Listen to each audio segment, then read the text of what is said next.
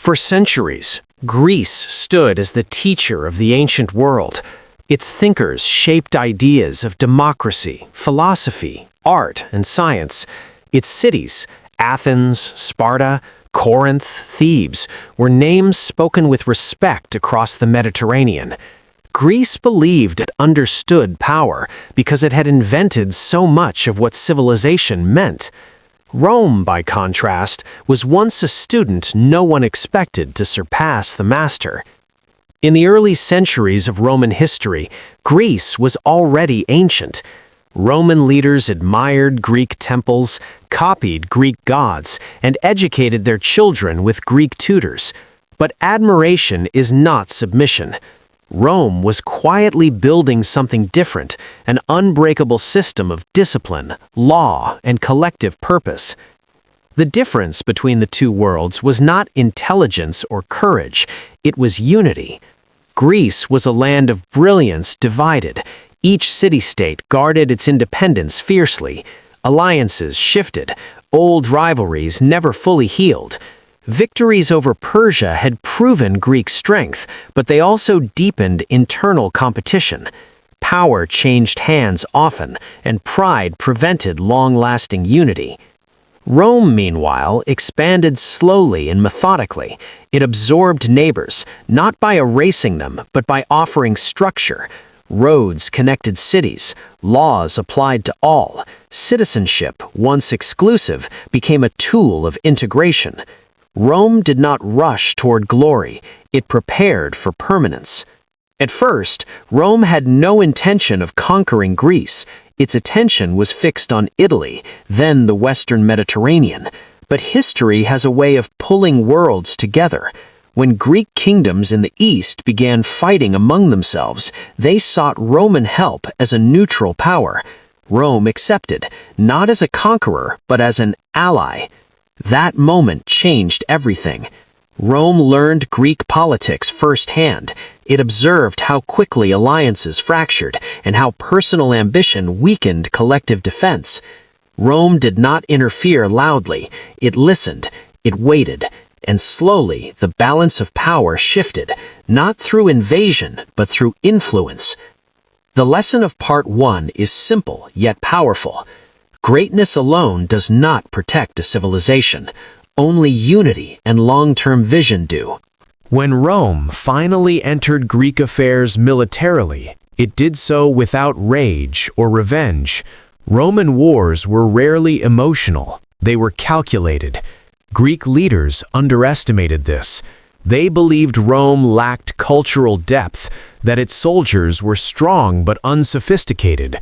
They assumed Rome would tire, withdraw, or fracture under pressure, as so many powers before it had done. They were wrong. Rome approached conflict as a system, not a moment.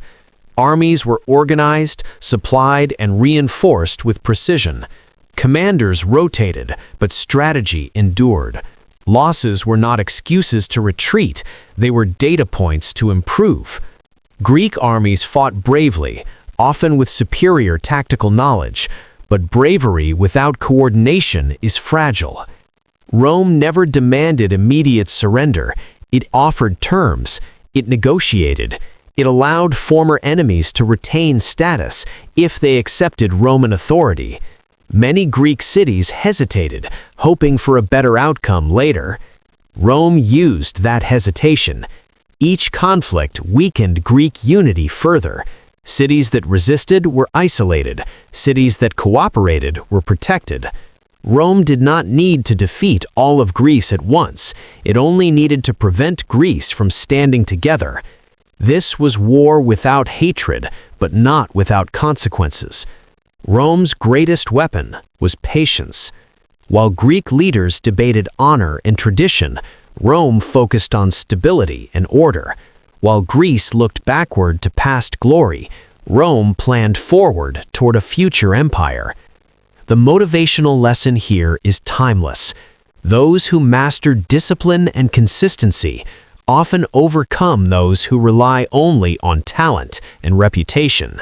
The true turning point did not arrive with one dramatic battle. It arrived quietly, when Greece lost control of its own direction. As Roman influence grew, Greek cities increasingly depended on Roman arbitration to settle disputes. Rome became the referee of Greek politics. That role, once accepted, was never surrendered. Eventually, resistance emerged. Some Greek leaders recognized the danger. They attempted to rally opposition and reclaim independence, but coordination came too late. Rome responded firmly but strategically. Instead of destroying Greece's cultural centers, Rome preserved them. Temples were respected, philosophers continued teaching. Daily life changed less than expected, but political authority was gone. This approach stunned the ancient world.